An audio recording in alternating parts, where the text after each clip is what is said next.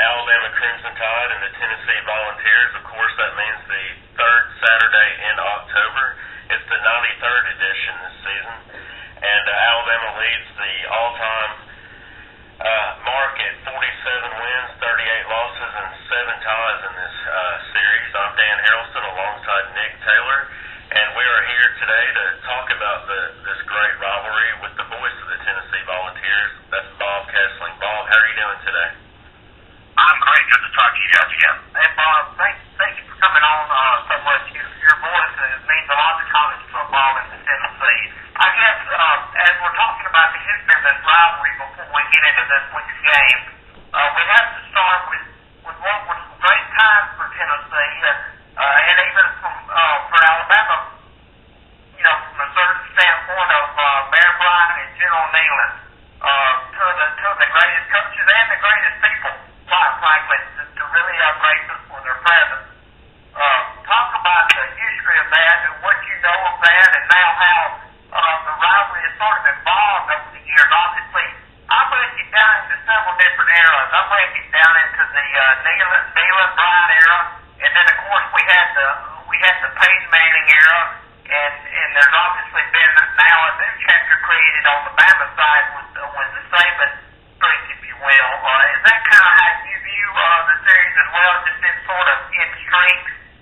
Well, yeah, it has been a sneaky series. I mean, both teams have had their times when they have dominated. I remember all those years driving back from Legion Field in Birmingham, and the Alabama fans would have those bed sheets draped over the overpass to tell you how many years in a row Alabama had won, and they'd upgraded on the way as you're driving back up. So I remember those days. But Bama kind of dominated there in the 70s a little bit. Johnny Majors came in and finally broke that streak, and I think of all the games that Coach Majors talks about, that was probably the most satisfying when they won here in '82, and they tore the goalpost down, marched them all over town, up and down Gay Street, down Cumberland Avenue, and the players carried Coach Majors out to midfield, and he shook hands with Bear Bryant. He said it was one of the biggest moments in his coaching life, and that's saying a lot because Coach Majors, of course, won a national championship and won SEC titles, but that game was special to him because, and I think a lot of, especially the older players, the Alabama game was it. That was in a day when Tennessee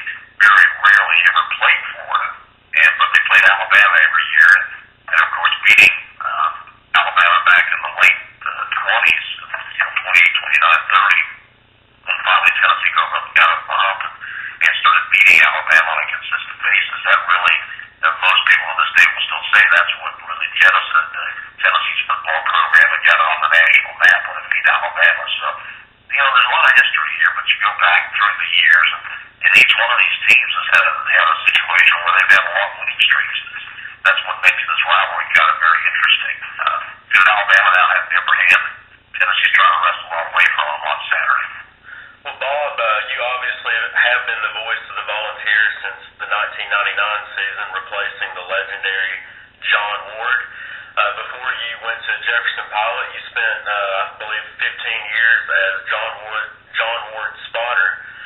Just talk about your favorite memory from 99 to present calling a game in the Alabama-Tennessee rivalry, and maybe your favorite memory before that, just as your association with Tennessee alongside John Ward. Well, I think the '82 game, obviously, it was one of the first games I remember, really having a significant impact on Tennessee. I remember, of course, when Peyton Manning played number one, went 80 yards to Joey Camp there at Legion Field. That was a big moment.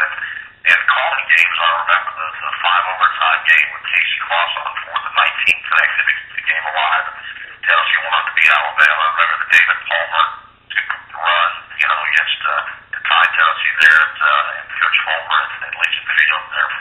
So many memories. In fact, today I was talking with Tim Priest, and we were doing our usual Wednesday session, watching film and talking to the coaches, and it was 42 years ago today that Tim Priest intercepted 3 passes to help beat for Tennessee to beat Alabama, which of course is still the school record for interceptions in a game.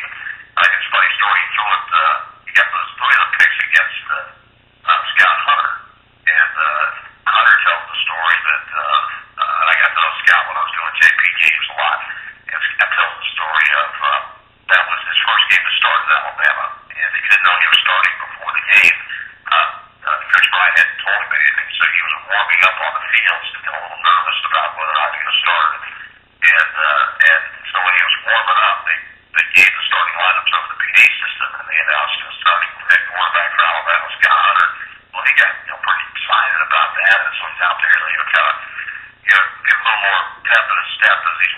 and everything. And so he rolls to the left and he throws the pass to the end zone and he kind of runs out of bounds. Well, he didn't see Smokey, the Tennessee Bulldog, standing right there. And Smokey kind of startled Smokey and lunged at him and kind of, looked like he was going to try and bite him. And Scott was startled too, and he just kind of jumped back. Well, the students so bad that Scott was maybe trying to kick Smokey or something like that. And so they got all riled up. The whole student didn't take much to get them riled up back in those days, but they were all riled up and booing Hunter and booing Alabama even more. And Hunter said he was walking off the field, getting ready to go in for the final pregame talk and after warm-ups. He said, Coach Brian put his arm around him. He said, Scott, we're having a tough enough time beating these guys, and they don't let you kick in their dog. So he went under the locker room.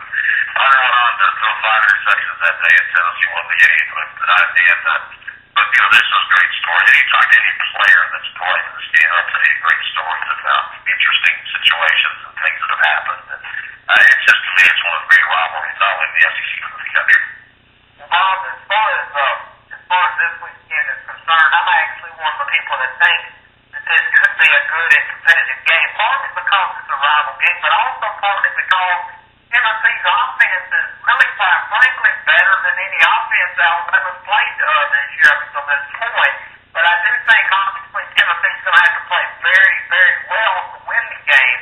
What are some things defensively you think Tennessee could do or could maybe improve upon better on Saturday that they haven't done up until this point to give them a chance to win the game? And I mean, not to single out one game, but I point to the Mississippi State game with the Tennessee offense, moved the ball up and down the field, but there were obviously enough problems on defense and special teams that Mississippi State weren't able to win that game. Talk about some areas where you feel like Tennessee could improve that possibly give themselves a chance to compete on Saturday.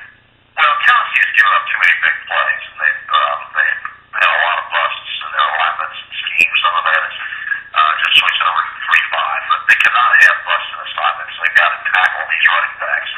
If you don't tackle Lacey, he's going to go for a long way. So that's one of the things they have to do. But offensively, they put up huge numbers. I mean, the problem is not that offensively. The problem is the missed assignments on defense and also just not finishing games. I mean, they've been all 3 of their SEC games. If you look at the Florida game, for example, they had the ball in the lead midway in the third quarter. And if they go down and convert on that drive and go up like 2 scores against Florida, pretty good chance they win that game. They had all kinds of chances in the fourth quarter against Georgia to go down there and at least tie the game and have a chance to go ahead, but they threw 2 interceptions and fumbled in the fourth quarter. It's hard to overcome those type of mistakes. And last week against Mississippi State, they're down 3, and State's got the ball deep in their own territory, and Tennessee just couldn't get a stop to get the ball back. And so, it's one of those things. I think they're still, under Coach Dooley in this program, I think they're still learning how to win games. And to do that, you have to win games. And, Mississippi State, I don't know how good they are, but they think they're good because they've won 8 games in a row. And when you win, and you win close games, then you get the confidence that you're going to figure out a way to pull these games out. And that's where Tennessee's trying to get the program. Saturday, you get a chance to learn that lesson to finish out a close game. Well, Bob, I guess getting back to the historical side of things, a lot of people don't realize you were a walk-on fullback on the 1972 team, and that 72 team was quite historical for the Big Orange. First night game at Neyland Stadium against Penn State. Of course, we all know about Conridge Holloway becoming the first African-American quarterback for the Southeastern Conference, and you guys even played LSU in a bowl game. Talk about walking on for the Big Orange in that 72 season underbill battle. Well, it was, I'm from Ohio, and I had a chance to go to small schools in Ohio. My old football coach used to put highlight films on Friday. After he got us, we go and watch the highlight film, and then we go eat and then go play. And so we have them put on the 6 to 9 highlight films, and it was the orange shirts and all that stuff. Thought that would be neat. And I kind of, if I'm going to go play football, I need to go see it play. I thought going to a small school, I just have lingering doubts because you really played on a bigger scale. So I just showed up in Bill Babel's office one day in spring, and I would like to have an opportunity to maybe move out of here and walk on the team next year. I came down out of that, had no idea who I was, didn't have any film or anything, and accepted me like that. I belong when he walked me around, introduced me to the coaches, and gave me a workout schedule, and you can get in schools, look at the come walk on the team. I mean, I was just flabbergasted. He had even seen me would let me do that. I walked on, and back then you had different football, so we played 7 or 8 games at the factory at the stadium. Before it was even double, it was still a safe deck all the way around. We played there. Because Alabama at that time, all their big games at least if you have a Birmingham. It was a great experience for me, and I wasn't good enough to make an impact on the market, and I knew that pretty clearly, but still had a chance to play a lot on the team. And it was a great experience, and I learned a lot, and it gets to appreciate more, I think, when you're calling games, you know what that's going through on the field and how special it is when they line up against Alabama. We played them on the freshman team. That was really a lot of fun, and Georgia Tech and some other schools. So it was a great experience for me, and I learned a lot, and I think it made me a better person to go through that, because life of a walk-on is not very easy, because every day you're into it, usually just tackle me and try to quit. See how tough you are. It's like going to boot camp. You can survive that. You can survive anything. Well, Bob, you certainly made a great impact on Tennessee football and Tennessee athletics in your time, your past, and you mean on college football. My last question goes back to this weekend's game and the overall view of the team. South Missouri is a highly regarded defensive coordinator, spent a lot of time in the NFL and coached a lot of Pro Bowlers, as well as a lot of All-Americans at the college level. He's also very good friends with Nick Saban. He knows Nick Saban probably better than Nick Saban's wife knows Nick Saban, Terry Saban, of course. Is there anything about this game this week that, because Coach Missouri knows Nick so well, do you think Tennessee will have maybe some advantages that they wouldn't have if not for that relationship? And do you think that because Sal knows Nick so well from a game plan standpoint, does that give Tennessee more of a fighting chance to win the game? Well, you also got to remember Derek Dooley was the longest tenured assistant coach in the history of Nick Saban football, 7 years when they were at LSU and also with the Dolphins. And I know Derek knows Saban's tendencies a lot. He knows a lot of the things I think that Derek does on the field. I think a lot of things he does in terms of recruiting and all those type of things have been molded by the influence of Nick Saban. So I think that both of these head coaches kind of know the philosophy of the other guy and what they're trying to do. And by the time you get to midseason, there are a lot of secrets. I mean, these guys sit there and kind of know if they're grinding film right now, just trying to find out one little edge, one little thing that's going to make the difference. So there won't be a lot of secrets, I don't think, on Saturday. So I think that's kind of a wash. I think both coaching staffs know each other pretty well, what they're trying to do. And I think Nick Saban understands that Tennessee's going to want to come out and throw the football. And I think that Tennessee understands that Alabama is going to come out and want to run the football and throw play action. So not a lot of secrets, I don't think, on Saturday. Well, Bob, my final question is, Tennessee and Alabama have not been ranked at the same time when playing each other since the 1996 game in Knoxville when Peyton Manning defeated Gene Stallings and company. Do you think the SEC East and West divisional separation has pretty much caused Alabama and Tennessee to be up and down at different times? No, I think it has a matter of who the head coaches are. And I think that's typical of all college football teams. If you got stability at the top and you've got a coach that is a good fit for the program where he's at, I think that proves to be the winning edge. And, when Coach Fulmer had everything in place and everything was going well, Tennessee was a hard team to beat. And Alabama went through the years of Mike Shula and Rose and some of these other guys, Perkins, and they had some instability at the top. And when they found the right guy, with Coach Saban and Gene Stallings, their programs took off. So, it's a very delicate thing, and it's always easy to say, well, it's finally Coach bring this guy in. But, sometimes, anytime you do that, it's not the right fit. And when you get the right fit and it all clicks together, a lot of these SEC schools, look at Coach Berger out of Florida.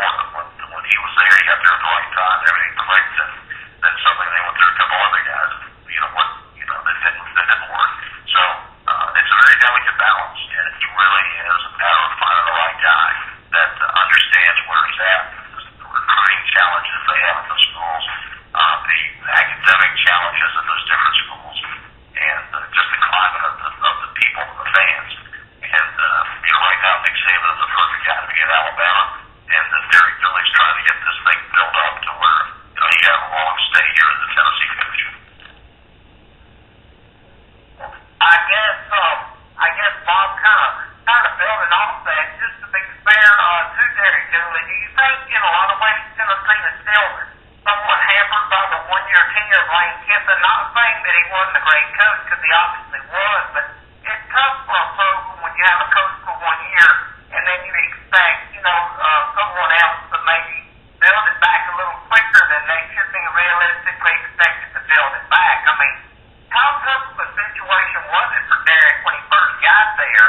And do you think that there's still some lingering effects from the Kiffin year still with the team in some regard?